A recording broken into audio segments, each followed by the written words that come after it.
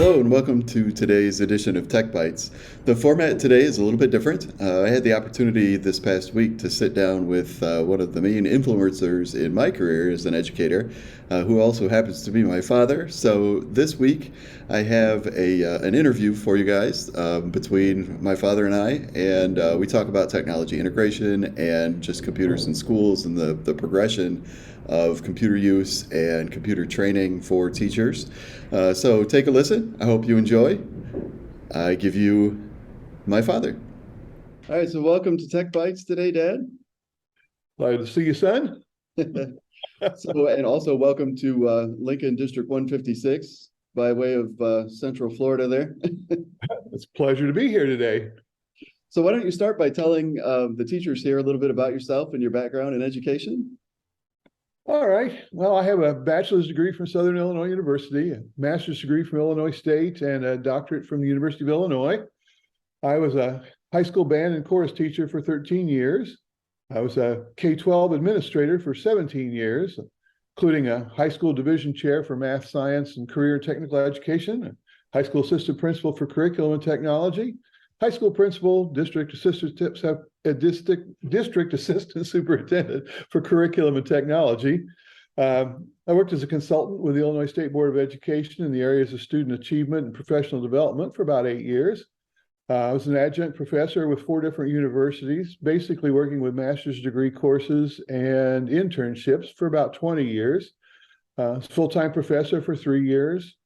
I've been a presenter at state and national educational workshops and conferences for about 20 years in the areas of technology use and curriculum development based on data analysis. And I was a field representative for Advanced Ed, which is a voluntary school certification agency for 8 years. That's pretty much my educational experience. All right. Yeah. And then when you retired, you did something else for a little while. Yeah, when I retired, well, my first year in retirement, I couldn't give it up. So I was an interim principal for a suburban high school in Chicago.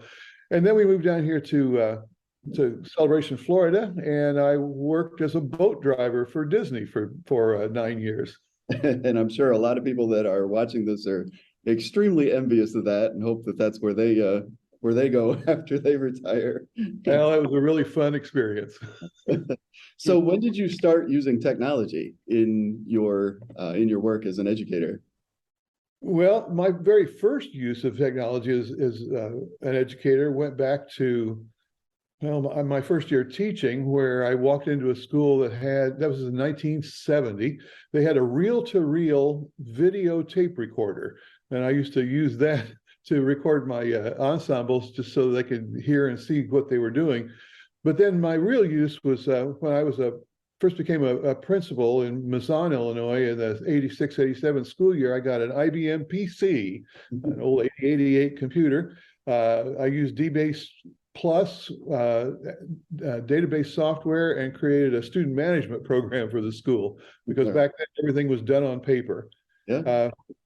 I actually used a mainframe, though, at Illinois State University to do data analysis on my master's thesis survey in about 1979. So that's kind of my rough start with technology.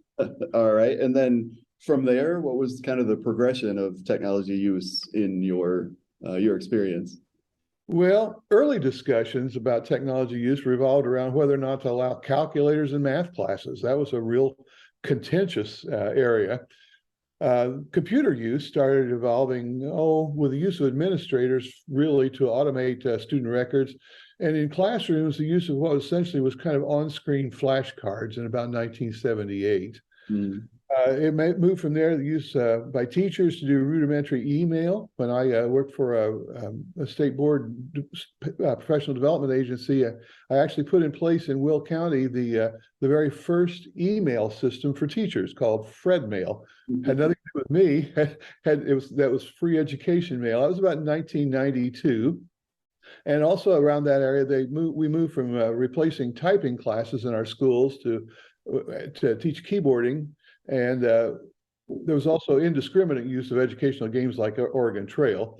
From there, it moved to more sophisticated data tracking and educational gaming, all the way to career-related applications in high school, such as teaching Microsoft certification classes in about 2008. or 2006, somewhere along in there. Throughout Hmm. my lifetime, the use of technology in schools has moved from using slide rules and books of mathematical tables, which is what I used as a junior in high school, to the introduction of calculators, to the introduction of early computers like the Apple IIG and the Apple GS, to the use of computers and other kinds of technology tools in many disciplines, including math, the language arts, the visual arts, music, science courses, trades classes like CAD and CNC and in woods and metals classes at the high school level, to the ubiquitous availability of online resources. Hmm. Uh, I actually, if I really reflect on it, can see five or more main categories of use. Okay. One being administrative uses like student records, scheduling, grades recording, reporting, all those kinds of things. Another being the information presentation tools uses like PowerPoint presentations, electronic whiteboards. Another being learning support tools like online research sites, student creation and collaboration tools, both native applications and online kinds of tools, to real world uses like science probes and CNC, CAD, Microsoft Suite in high schools, automotive diagnosis tools, and so forth. And then a last area being the whole area of computer science, where we were teaching programming. Okay.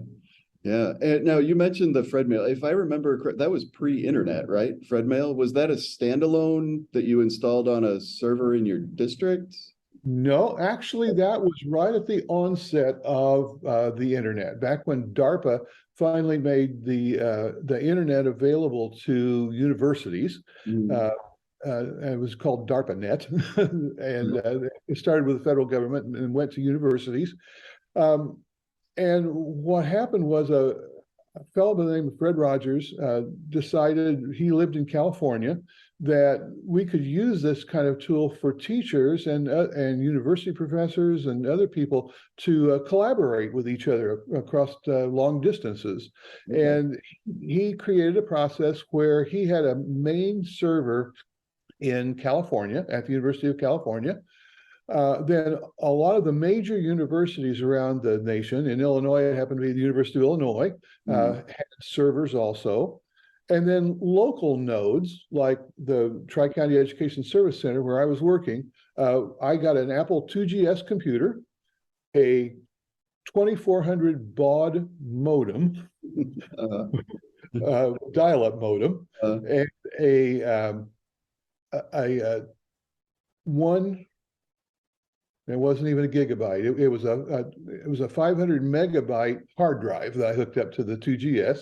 uh, And the way it worked was any teacher could put uh, software on their computer that allowed it to dial into, they could create an email message by text, dial into my 2GS server, put their message on my hard drive, and then once nightfall came and it got to be the middle of the night, the University of Illinois would call all the local nodes. So they would call my 2GS and they would download all of those messages. And then they would store them on their server until the University of California's server called, the main one, called the University of Illinois.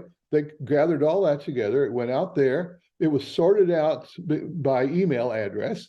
And from there, then it went back to the major universities, and from there it went back to the local nodes, where it sat on my hard drive until one of the teachers would call in and pick up their email response. wow. Not it, exactly. it took about 3 or 4 days to get a response to your email if the person on the other end was really on the ball. Wow. So not quite the email system that we have today. No, not even close. And the internet back then was Gopher. It was where it was all text based. Oh, You could log on and type in a topic, or if you knew a server address, you could type in the server address and log on and see what kind of files were there and download those files and so forth. but it's interesting that you mentioned the whole idea that that the conversations about allowing students to use calculators was contentious. And I Mhm. know that you're aware of the Chat GPT AI writing program that has recently kind of hit the news, and you know, a lot of lot of news articles and people on both sides of the fence, but it seems like in a lot of school environments, the knee-jerk reaction to a new technology like that is contentious. And one of the first responses a lot of times is just to say, let's just figure out a way not to let anyone have access to this. And Yeah. so, what are your thoughts on that kind of a response to new emerging technologies like that? Well, I've got thoughts really on kind of both sides of the fence. One, on the teacher's side, I know a lot of teachers, I had experience with a lot of teachers, seeing a technology like that and thinking, oh, that's really cool, and just starting to use it without giving it any thought. On the administrative side, it seems to me like policies and restrictions and all those kinds of things are important only from a supervisory perspective. Mhm. I really think that teachers and administrators need to work together kind of to determine the appropriate use of any technology and the reasons for using it based on learning theories and logic. Those are more important considerations for classroom level use. To Mhm. first decide, what you want to teach and what you want students to learn, and then try to decide what kinds of tools support that, rather than just say a new technology and we'll just throw it in and start using it. Okay, yeah. It's like, ooh, something shiny, right? Oh, yeah. So, my role here is technology integration. And when you hear the words technology integration, what does that mean to you? Well, to me, the idea of integration really refers to the intentional use of a particular technology tool to support learning, as Mhm. opposed to studying technology for technology's sake, which is what they did early on when computers first started becoming available.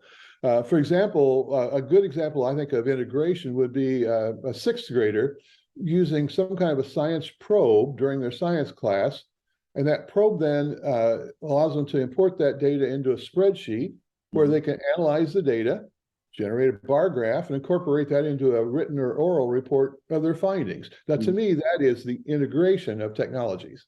Yeah. And we're lucky that we've got actually in our STEM lab, we have probe kits like that where the Mhm. students can use to gauge temperature, body temperature, air temperature. They can access that data through those probes. Sure. Now, to me, that's really cool because that's engaging. It gets the students involved in doing something that other than just reading in a textbook about it. But Mhm. it's not true integration unless, like I said, they use that data some way then to wind up with being able to present their findings at the end. Yeah. So how might schools, administrators really encourage teachers to use the technology, as you say, more intentionally and effectively? Well, to me, at the macro level, the any kind of meaningful change of incorporation of technology into student learning will require a shift in the mindset of teachers and in teacher prep programs about what the role is of the teacher in the classroom. If the concept is that a teacher is the expert imparting information, then that kind of a change will probably not occur. Mhm. If the concept becomes that of teachers' roles seen more as guiding students to interact with content in a way that's relatable to their lives, then I think a change might begin to happen. Mhm. One of my favorite questions to ask of math teachers was, especially high school math teachers, was when will a student ever need to use this? Mhm. How often are you walking down the street and somebody stranger comes up to you and asks you to solve a quadratic equation? Mhm. If you really can't relate content to a student's life, that's not meaningful for them. Mhm. So in the old arrangement, the teacher is the one who's really the person that's responsible for learning. If they see it as I'm the expert, I'm going to tell you what you need to know, then I become responsible for your learning. Mhm. But in the scenario that I'm talking about, students and teachers share the responsibility for learning. Mhm. Yeah, and it's interesting that you posed that question because it's the question that students ask so often. It is. When will Why I do use I need to know this? Yeah. I need to know how to read a newspaper and extract important information from any article that I read and try to determine bias. But how many times am I walking down the street and somebody asks me about the second act of Othello, Shakespeare's Othello, and how does that relate to what's going on in the world? Right. Yeah. Yeah, absolutely. And in the world of technology integration in schools, there are two terms that get thrown around. There's technology integration and technology infusion. Sometimes those terms are being used interchangeably. Sometimes they're being used with varying definitions. Sometimes integration is kind of above infusion. Sometimes infusion is above integration. So, what are your thoughts on those two terms and how they relate to each other, or if they relate to each other? Well, I think there probably is a great degree of interchangeability there. Uh, They're pretty close to being synonymous. If you wanted to make a real semantic differentiation, though, to me, in my mind, integration is the seamless use of technology to support the learning process, like the sixth grade example I talked about, the probe and the report and so forth. mhm, Infusion is a more systemic strategy to use technology throughout a whole educational system, and not just isolated classrooms as driven by an individual teacher's comfort with or interest in a particular technology. mm, You can do integration within a classroom, because I'm mm. a teacher and I really enjoy doing this, but it doesn't become infusion unless it's systemic. It's used in every sixth grade classroom. It's used in every fourth grade classroom the same way. Uh, okay, I like that. I may have to steal that. Feel free. Nothing's copyrighted here. So, as you know, most schools have implemented like a one-to-one program. Some schools, there are lots of models to that, with students and their technology devices. So, some schools send the devices home with their students every day. Some schools collect the devices at the end of the day. They go into, laptop carts, and then the kids pick them up again in the morning. I've been kind of in both situations. What do you see as the benefits or drawbacks of various types of one-to-one programs with schools? Well, as a former administrator who's had to deal with a lot of those kinds of issues too, I can see both benefits and obstacles. Mm, The biggest benefit to me is that it provides every student with equal access to identified technologies, typically the computers. mm, And you can also control the kinds of tools that are used by the students to learn. Uh, that seems to me to be the biggest benefit. The obstacles really come down to things like the financial health of the school or district. Can you really afford to do that? Because I know down here in Florida, one of the biggest problems that they had during the pandemic was that they were actually trying to implement one-to-one just kind of on the spur of the moment, because it wasn't in a lot of the schools. okay. Uh, and so they put the computers out to all the students in the school. And it turned out that a lot of the lower income families saw that as an opportunity to sell those computers and make a little money so they could buy food. Oh, Uh, okay. but there's some problems there with that and the financial health of the district and being able to handle those kinds of things. Mhm. Um, so some drawbacks as to the types of technologies identified for use. If you're studying those probes in science class, are you going to send probes home with every student too? Are you going to send those kits that you were talking about home with every student? And specific security issues. But as the physical security of the hardware, like I was talking about, as Mhm. well as monitoring student use for improper use, like you do in schools.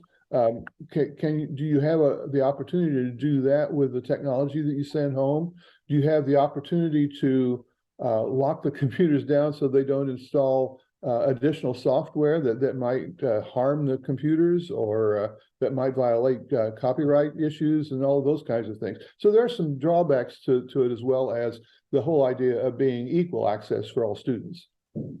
Well, and kind of piggybacking off the idea of equal access for all students, how would you say that relates to what we're talking about here, relates to homework?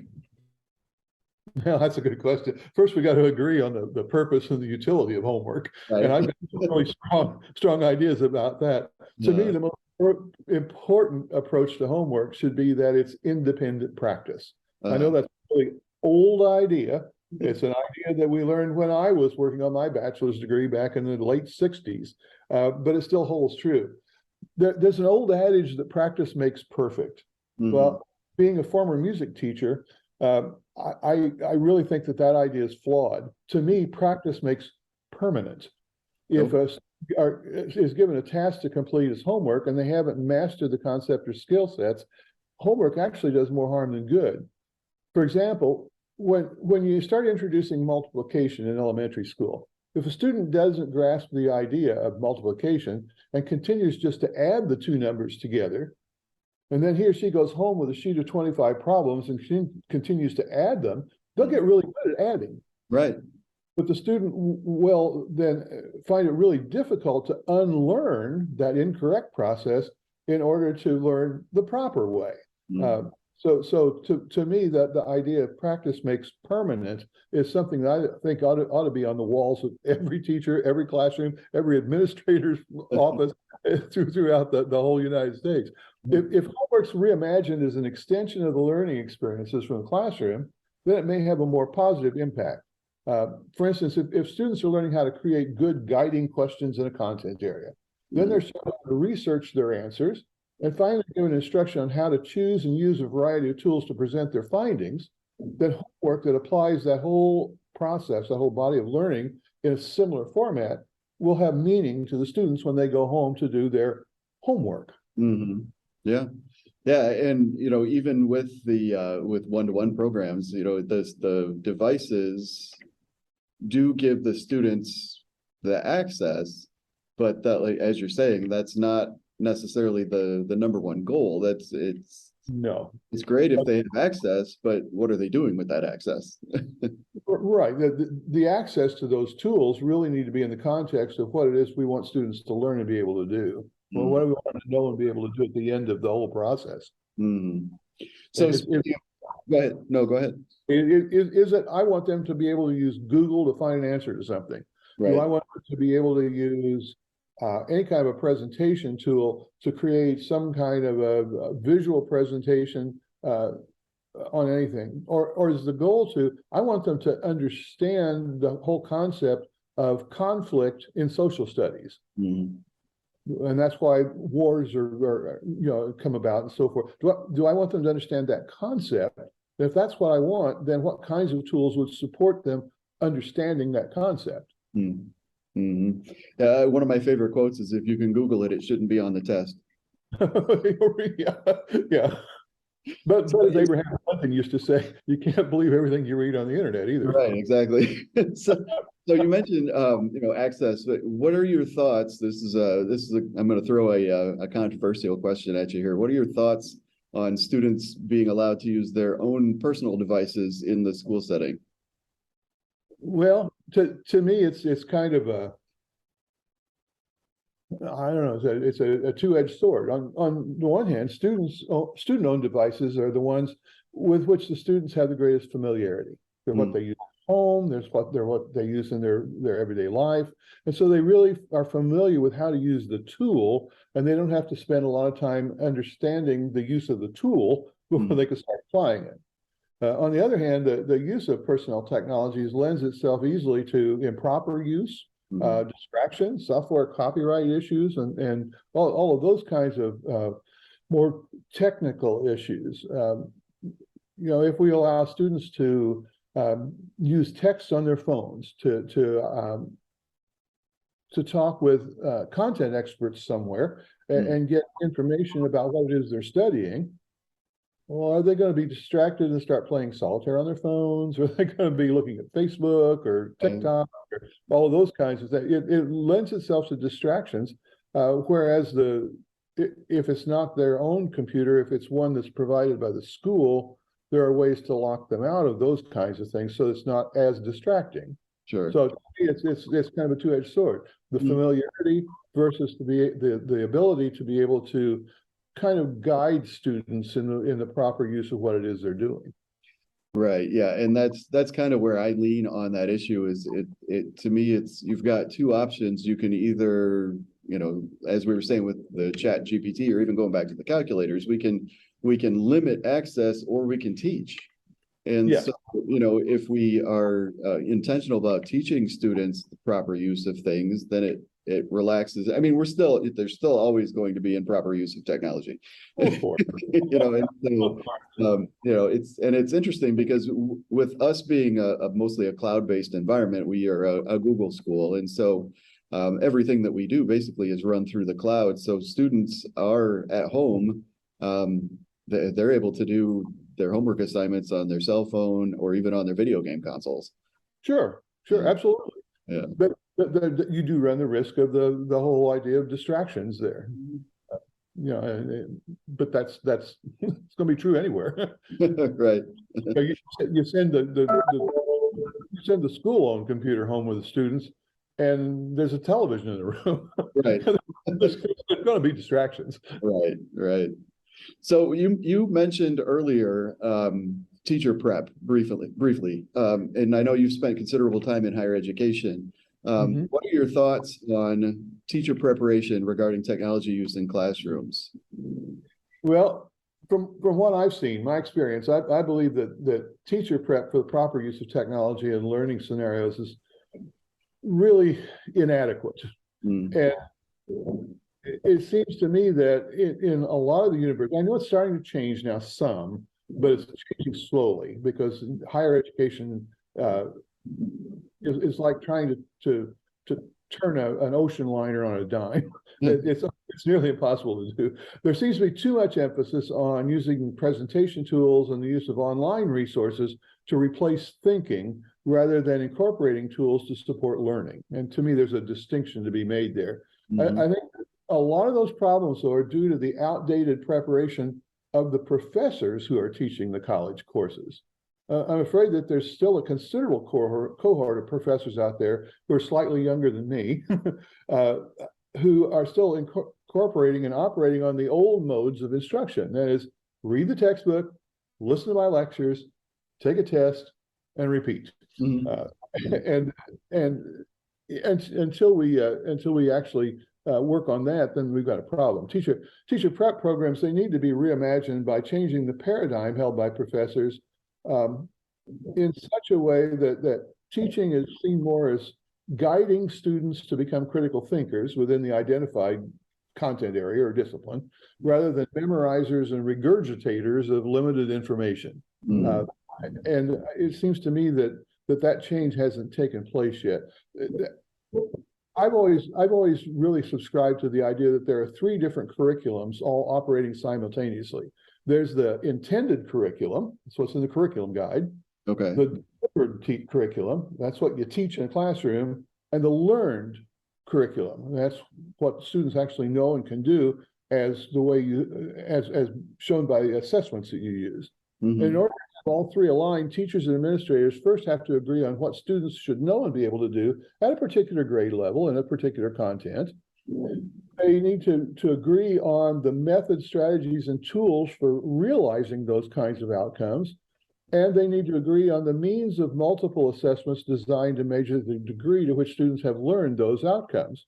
Once that transformation is achieved, then the selection and use of appropriate tools can be addressed. Now, to me, we're putting the cart before the horse. Yep. That kind of systemic fix, though, will require a lot of effort and time to realize. And until that complete metamorphosis occurs, then teacher prep programs should at least try to help future teachers explore methods and strategies for using appropriate tools that actually promote learning. Mhm.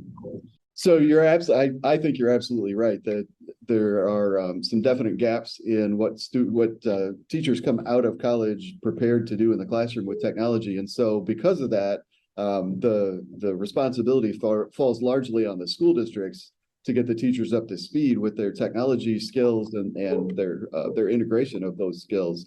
And so because of that, a lot of districts, I mean, started out with let's bring in an expert, which I mean, the definition of expert. I do. Go ahead. What's the definition of expert?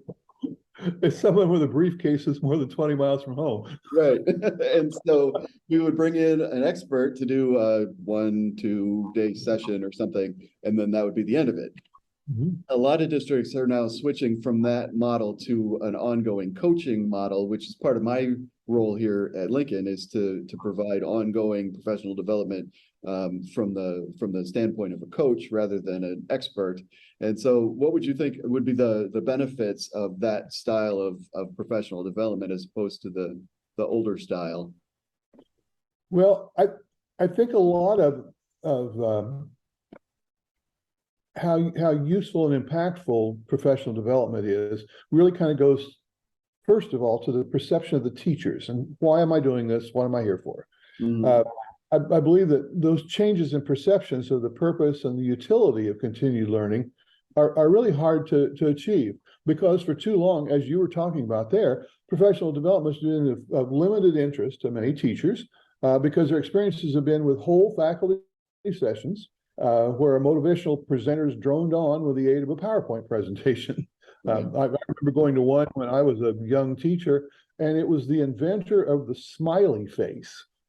And he did an hour and a half presentation on motivation based on the smiley face. Everybody left going, okay, what's for lunch? Right. Had nothing to do with me. So much of what was offered really had little application to daily classroom. If a technology demonstration was presented, too often it was in a whole faculty session. Specific tools weren't immediately available to teachers to access, or the knowledge of those tools and their appropriate applications were too limited to really have an impact. So for those reasons, I think the whole idea of coaching or drop-in sessions really have more of an effect on changing teacher behaviors. Such sessions like that should be, I think, tailored to the technology tools that are immediately available to the teacher, to the current level of understanding of that individual teacher. Yeah. And you've mentioned several times through the course of our discussion, Yuri, I mean, it really is all about student achievement. That's the goal. And so that as the goal, what are your thoughts on technology and how it affects student achievement? Well, I think achievement really has to do with how engaged the students become with the content. To me, student engagement ought to be more than just keyboarding or creating slideshows or playing computer games or logging into canned applications or online resources. And that's pretty much what I call a teacher substitute. I really think that there needs to be more work done on how to engage students meaningfully with the content so that they actually learn what it is you want them to learn. A lot of time and money has been invested in the whole development of educational applications, the kinds of things that are canned that you buy. Right. I had the opportunity back in the late 80s actually it was the late 90s, to work as a consultant with an educational software company in Palo Alto, California. And I had the opportunity to visit their facility, and it was really an eye-opener because the creation of the software that they were developing for students to use, and it was software for K-6 level, and it was in all areas, math and social studies and language arts and every area you can imagine.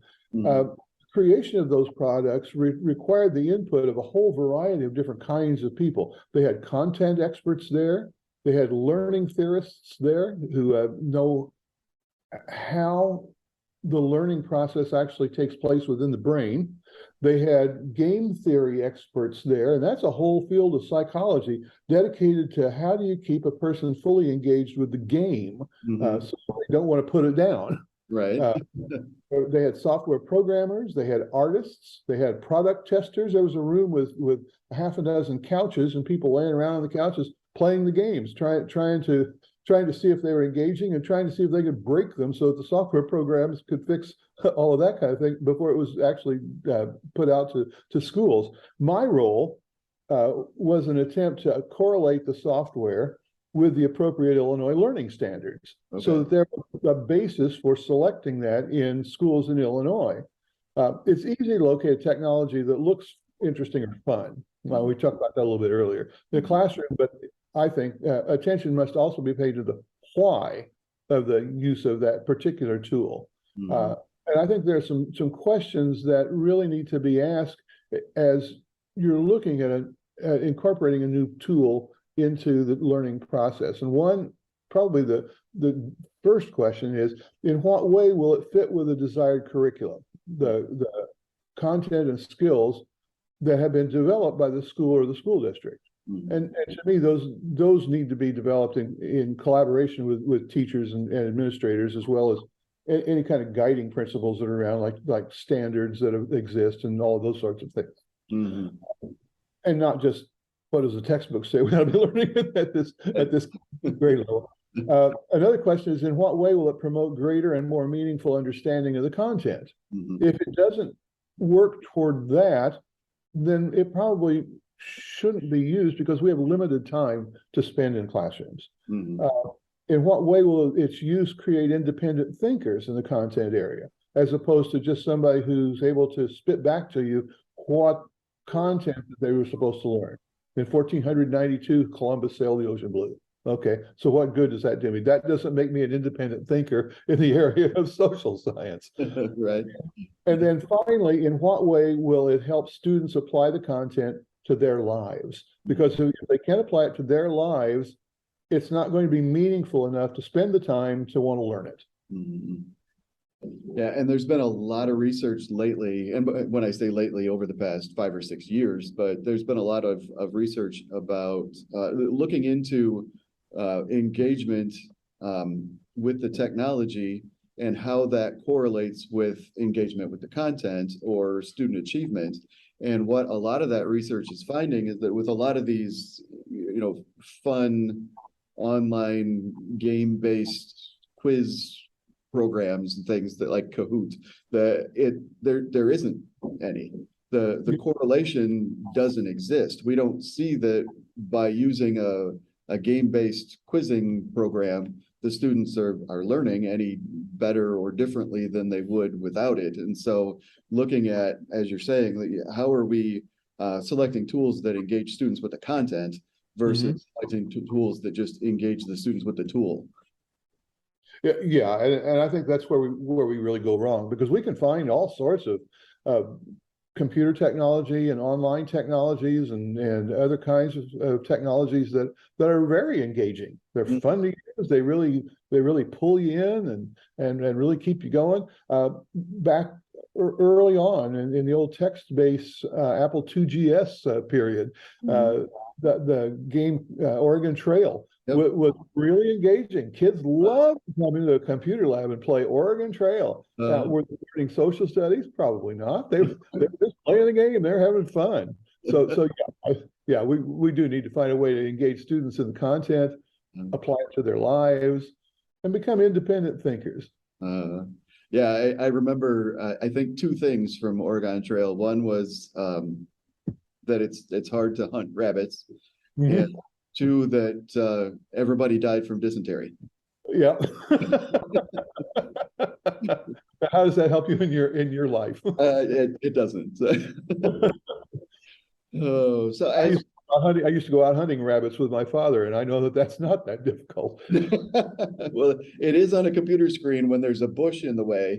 You have to use your arrow keys to move yourself around the bush so that you can get to the. Absolutely. So as we draw our time here to a close, are there any other thoughts that you'd like to share with the teachers here? Well, yeah, a couple probably. One is, I think the whole definition of technology tools needs to be expanded to include more than just computers and online resources. As you said, you've got your science kits in your science classrooms. Those need to be seen as an integral part of the use of technology, I think, in some kind of a meaningful way. So there are all sorts of tools like that, all the way from the lower elementary grades clear up through high school courses. I also think that appropriate use needs to be addressed. That term's thrown around a lot, but I don't know that we spend a lot of time talking about it. And that kind of goes to our Oregon Trail discussion that we were having there. Just because technology is available, should it be used, or would a different approach be more useful?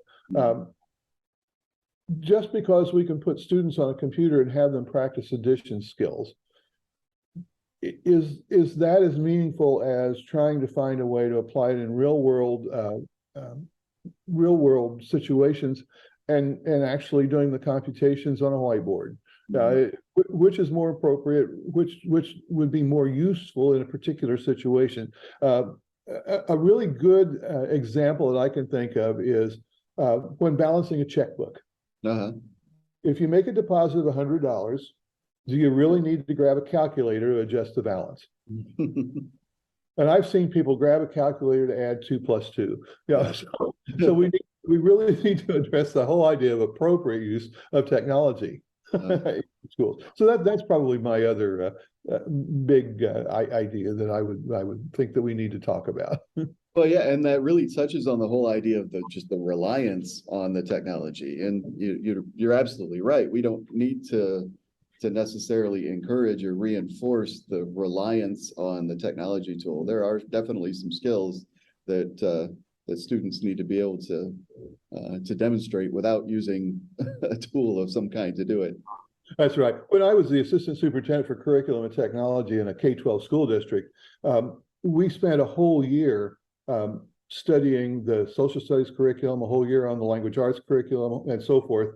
The year that we spent on studying the K-12 curriculum and its seamless progression from kindergarten all the way through the upper level high school courses in mathematics, one of the things that we really grappled with as a faculty, and I would bring in teacher teams and we would have these discussions. One of the biggest things we grappled with was the use of calculators. And I keep going back to that. And what we actually, as a whole school district, came to embrace was the idea that in mathematics courses, especially at the elementary level, but even into some of the upper level high school courses, mathematics really needs to be, the students need to understand the concept of what they're doing. What does it mean to add 4 plus 2? What does it mean to multiply 3 times 3? And really understand that whole concept before you learn how to use the calculator to make those calculations faster so you can use them to apply in other situations. And so I really think that the whole idea of the way we approach curriculum needs to be addressed before we really start talking about what kinds of tools are we going to push into the schools to support that curriculum. Yeah, absolutely. And that, fortunately, is what I get to do every day. So it certainly is. I'm very proud of what you're doing. Well, I definitely thank you for your time. This was fun. It was very much fun. I was a little apprehensive when we went into it, but you are a good interviewer, my man. And this was the first of hopefully many. So, yeah. All right. All right. Well, thank you. Certainly. And greetings from Celebration, Florida. Well, I hope you enjoyed the conversation that my dad and I had. I know that we certainly enjoyed it, and as I said to begin with, he is definitely one of the main reasons why I went into education in the first place. And I have always enjoyed having conversation with him about education and specifically technology in education. Feel free to drop me a note through email if you'd like to ask any follow-up questions or have any feedback on today's format. This is actually the first of several of this type of format. I'm going to be interviewing several individuals, and I may even be tapping some of you for an interview in the near future. So look forward to working with you this week. Hope you have a fantastic week.